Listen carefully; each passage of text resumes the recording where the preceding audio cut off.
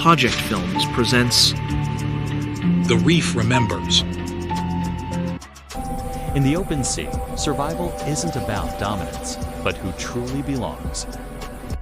For generations, gentle reef keepers lived here, fishing carefully, respecting the rhythm of the water and other marines' life that depending on the reef. Then the waters darken. A distant shadow approaches. Armored, silent, imposing. There is no attack, just pressure. Powerful waves are sent, not to hunt, but to push others away. Strong water currents, broken nets, and reef life scattering. One is injured, one loses its net, one barely escapes. The shadow makes its claim, not with history, but with presence. But the sea does not forget, and the world is watching. Wolf allies observe from distant shores.